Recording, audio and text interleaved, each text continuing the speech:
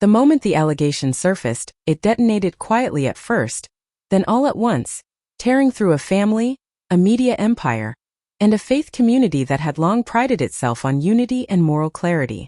What began as a private accusation inside a powerful Christian broadcasting family rapidly transformed into a public storm, fueled by social media outrage, internal power struggles, and the emotionally charged nature of claims involving a child. The name Josh Brown, once known mainly within organizational and family circles, was suddenly pushed into the glare of public scrutiny, under the most severe accusation imaginable. If you're trying to make sense of stories like this as they unfold, it helps to slow down, examine the facts carefully, and yes, like, comment, and subscribe so you can stay engaged with deeper, more complete narratives rather than fragments. From that point forward, nothing about the situation would remain contained, orderly, or easily resolved. The accusation alleged that Brown had abused his young niece, a claim that immediately triggered outrage, fear, and revulsion among those who heard it. In the modern media environment, allegations of this nature do not wait for verification before shaping opinion. They ignite instinctive reactions rooted in a collective desire to protect children at all costs. Within hours, online discussions framed the story not as an unresolved claim but as a moral certainty, even though no investigation had yet concluded. For many observers, the mere existence of the allegation was enough to define Brown permanently, illustrating how accusations alone can become a form of judgment long before facts are established. Brown's response was swift and absolute.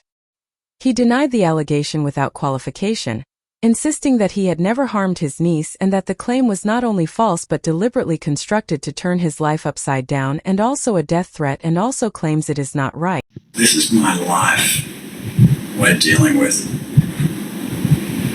over a job.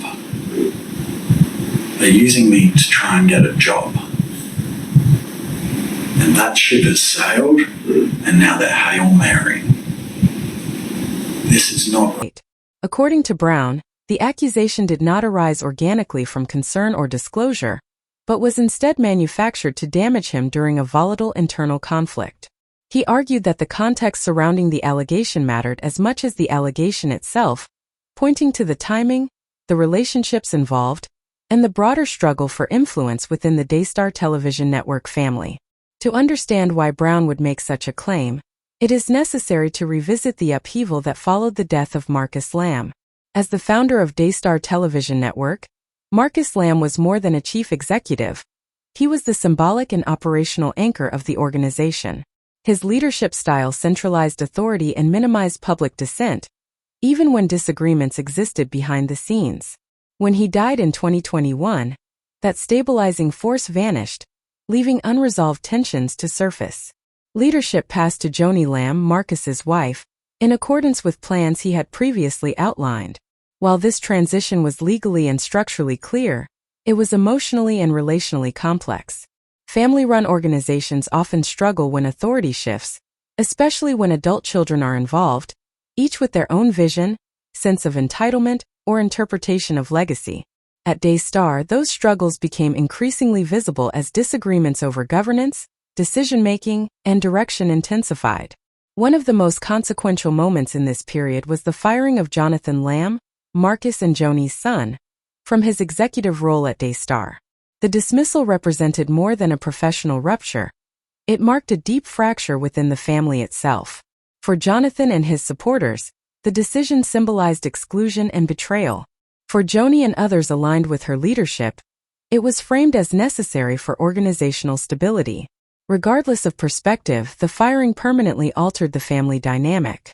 Josh Brown, married to Rachel Lamb Brown, another of Marcus and Joni's children, occupied a sensitive position within this fractured landscape. He was both an insider and, potentially, a rival depending on how shifting alliances were interpreted. According to Brown, this made him vulnerable. He has alleged that Jonathan Lamb and Jonathan's wife, Susie Lamb, orchestrated a coordinated smear campaign against him, using an allegation of abuse as the most devastating weapon available. These claims of orchestration remain fiercely contested, but they form a central part of Brown's narrative. He has argued that the allegation emerged not from a spontaneous disclosure, but from a sequence of discussions, reinterpretations, and escalating claims that coincided with heightened family conflict. In his view, the accusation was not an isolated moral concern, but a strategic move within a broader power struggle. Family counseling sessions were introduced as a means of addressing the growing discord. Such sessions are often intended to provide a safe environment for airing grievances, clarifying misunderstandings, and restoring trust. In this case, however, the counseling process appeared to complicate matters rather than resolve them. Participants reportedly offered differing recollections of events, conversations, and concerns. Timelines shifted. Details changed. What one person remembered clearly, another disputed or recalled differently. Rather than producing a definitive account, the counseling sessions generated multiple narratives, none of which could be independently substantiated. For Brown, this lack of clarity reinforced his belief that the allegation was not grounded in fact. He has repeatedly emphasized that no physical evidence, no direct disclosure from the child identifying him as an abuser, and no corroborating testimony emerged from these discussions. Supporters of Brown argue that this absence should have tempered public reaction. Critics counter that the absence of evidence does not equate to evidence of absence, especially in cases involving minors. Law enforcement involvement became inevitable. When allegations of child abuse surface, authorities are obligated to investigate, regardless of internal family disputes. Police conducted interviews, reviewed statements, and evaluated whether the available information met the threshold for criminal charges. This process unfolded largely outside public view, in contrast to the highly visible online discourse that continued unabated. When police ultimately closed the case without filing charges, their statement was carefully worded. They indicated that the child had not disclosed abuse nor identified an abuser, leaving no basis for prosecution at that time. The case, they noted, could be reopened if new information emerged. From a legal standpoint, this closure was significant. It meant that, based on the evidence available, the state could not proceed. From a public standpoint, however, it changed very little. By the time the investigation ended, the allegation had already reshaped Brown's life. He has described experiencing harassment that extended beyond online commentary into physical spaces. According to his account, strangers photographed him in public, shared his image online, and labeled him with language that implied guilt rather than accusation. He has said that he received threats, and that his professional opportunities suffered as a result of the stigma attached to his name. This phenomenon highlights a central tension in contemporary scandal culture. Legal processes move deliberately, constrained by standards of evidence and due process. Public opinion moves instantly, driven by emotion, partial information, and the viral mechanics of social media. Once an accusation becomes widely known, its impact is often irreversible, regardless of investigative outcomes. Brown's defense has consistently returned to the issue of inconsistent witness statements. He has argued that multiple individuals offered accounts that changed over time, raising questions about reliability. In legal interviews, these inconsistencies reportedly became more apparent as investigators pressed for specificity. Who was present? What exactly was seen? When did it occur? As these questions were examined, earlier certainty appeared in Brown's telling to give way to ambiguity. The shifting narratives revealed during interviews illustrate the difficulty of establishing truth in emotionally charged family disputes. Memory is influenced by stress, expectation, and suggestion. In environments where conflict is intense and loyalties are divided, recollections can become entangled with interpretation. For some observers, these inconsistencies undermined the accusation. For others, they underscored how trauma and family pressure can complicate disclosure. The divide reflects broader societal debates about how to evaluate testimony in the absence of physical evidence. As the controversy continued, its impact on Daystar television network deepened. The organization faced not only reputational harm but internal strain as leadership fractures widened. Viewers and donors, many of whom had supported the network for decades, began asking questions about governance and accountability. For a faith-based institution, trust is foundational, and once eroded, it is difficult to restore. The Daystar situation demonstrates how personal conflicts can destabilize large organizations when boundaries between family and institution blur. Decisions made within the family reverberated through the network, affecting employees, partners, and audiences worldwide. The allegation against Brown became a focal point for broader concerns about transparency, leadership, and the ethical responsibilities of those in power. At its core, this story is not solely about whether an allegation was true or false.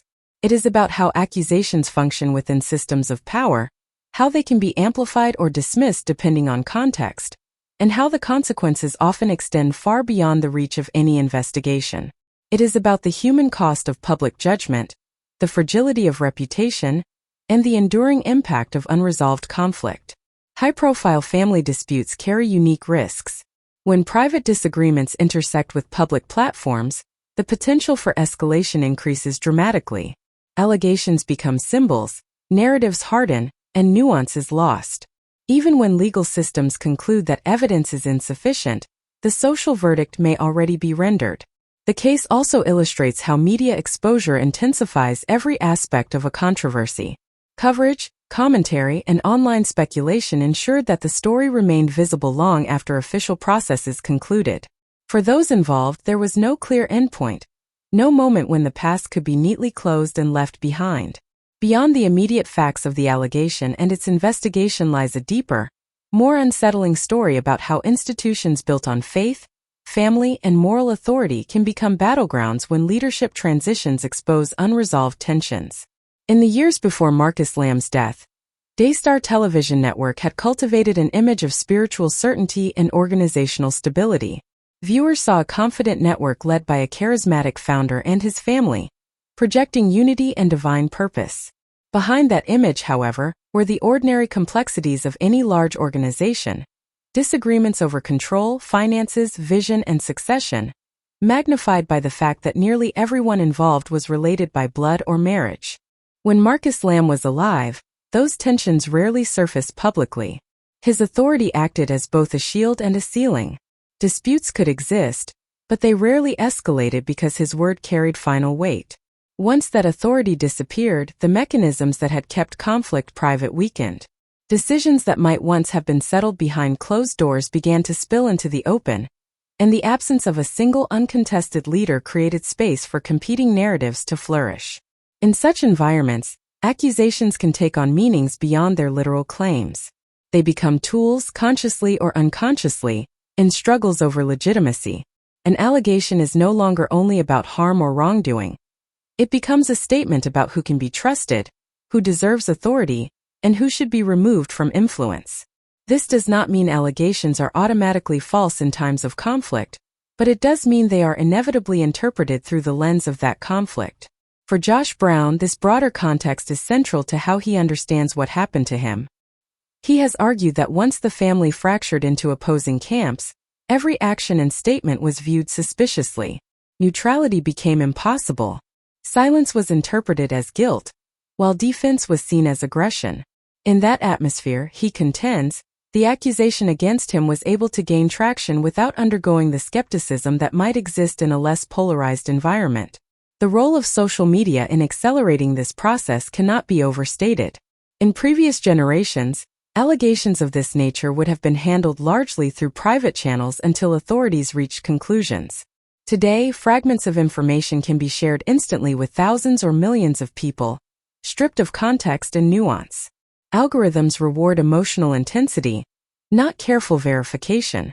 As a result, the most shocking interpretation often becomes the most visible one. For many observers, the story of Josh Brown was consumed not through official statements or investigative findings, but through screenshots, short clips, and emotionally charged commentary. Each retelling added another layer of interpretation, often reinforcing preconceived beliefs rather than challenging them. Once these narratives hardened, reversing them became nearly impossible, even when legal developments suggested a more complicated reality. The involvement of a child further intensified this dynamic. Allegations involving minors evoke a powerful protective instinct, one that rightly prioritizes safety, but can also override procedural caution. In public discourse, any attempt to question an allegation can be misinterpreted as indifference to harm or hostility toward victims. Brown and his supporters have said this created an environment in which defending himself felt morally risky, even when he believed the accusation was false. This tension highlights a broader societal challenge. How to balance the imperative to protect children with the equally important need to avoid unjustly destroying lives. Legal systems attempt to navigate this balance through evidence standards and due process, but public opinion often operates according to different rules. In the court of public perception, the accusation itself can function as a verdict. Within the Lamb family, these pressures intersected with unresolved grief. Marcus Lamb's death was not only a professional loss but a deeply personal one. Grief can distort perception, intensify emotions, and harden positions. Decisions made during periods of mourning are often influenced by fear, insecurity, and a desire for control. In such circumstances, misunderstandings can escalate rapidly, and trust can erode almost overnight. Family counseling was intended to address these emotional undercurrents, but it unfolded under extraordinary strain. Counseling relies on a baseline of trust and a shared commitment to resolution. When participants enter the process already convinced of one another's bad faith, the sessions can become arenas for reinforcing division rather than healing it. In this case, the counseling discussions reportedly produced more questions than answers, with participants leaving not reassured but further entrenched in their respective interpretations. The ambiguity that emerged from these sessions proved fertile ground for competing narratives. Each side could point to fragments that supported their view while dismissing contradictory details as misunderstanding or manipulation. Without an agreed-upon factual foundation, the family's internal conflict became a story that could be told in radically different ways, depending on who was speaking. Law enforcement's role was necessarily limited to determining whether criminal charges were warranted. Investigators are not tasked with resolving family disputes or restoring reputations. They assess whether evidence meets legal thresholds. When the case was closed without charges, it answered one narrow question but left many others unresolved. For some, the closure confirmed Brown's innocence. For others, it simply meant that the burden of proof had not been met. This divergence in interpretation reflects a common misunderstanding about legal outcomes. A decision not to charge does not always satisfy those seeking moral certainty. In high-profile cases, the public often expects definitive conclusions that legal processes are not designed to provide. The gap between legal sufficiency and social expectation can become a source of ongoing conflict, as it did here. As the controversy lingered, its effects rippled outward. Employees within Daystar reportedly found themselves navigating an atmosphere of uncertainty and unease. Some worried about the network's reputation, while others feared being drawn into internal disputes. Viewers, too, were forced to reconcile their trust in the network's spiritual message with the turmoil surrounding its leadership. For a ministry built on credibility and moral authority, this tension posed a serious challenge. Financial implications were also a concern. Faith-based networks rely heavily on donor support, which is sensitive to perceptions of integrity. Even unproven allegations can influence giving decisions, especially when donors feel they lack clear information. The longer the controversy persisted, the greater the risk that uncertainty would translate into disengagement. For Brown personally, the experience reshaped his understanding of public life. He has spoken about the sense of isolation that comes with being defined by an accusation rather than a lifetime of behavior. Relationships became strained as acquaintances struggled to reconcile conflicting narratives. Opportunities narrowed as potential partners hesitated, wary of association with controversy. This phenomenon is not unique to Brown's case. In many high-profile allegations, individuals find that even when investigations end without charges, the stigma remains.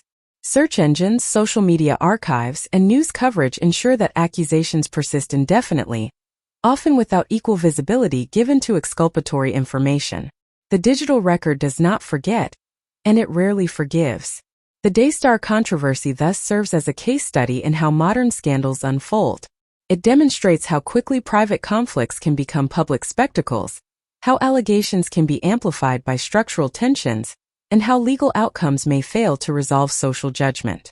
It also raises difficult questions about accountability within family-run organizations, particularly those that claim moral leadership. At the heart of the story is a paradox. Society demands transparency and accountability from powerful institutions, yet it often consumes information in ways that undermine careful evaluation. The desire for clarity collides with the reality of complexity. In cases like this, where evidence is contested and motivations are questioned, the truth becomes fragmented, filtered through emotion and allegiance. What remains clear is the lasting impact of the controversy. Relationships within the Lamb family were irrevocably altered. Daystar's public image was reshaped by association with internal conflict. Josh Brown's life was changed by an allegation that, regardless of legal outcome, continues to shadow him. These consequences underscore the reality that in high-profile disputes, there are no clean endings, only lingering effects. As time passes, new developments may emerge, or the story may gradually fade from public attention. But the lessons endure. Power struggles can distort perception. Inconsistent testimonies complicate truth-seeking. Media exposure magnifies harm. And allegations, even when unproven, carry the capacity to transform lives permanently. In the end, the lessons are uncomfortable but necessary. Allegations must be taken seriously, especially when children are involved. Evidence and due process must matter, even when emotions run high. Power struggles can distort perception, and inconsistent testimony complicates the search for truth. Above all, the story serves as a reminder that in the age of instant judgment, the damage inflicted by accusation alone can be permanent. If you want to continue following careful, in-depth examinations of complex stories like this, take a moment to like, comment, and subscribe so you don't miss what comes next.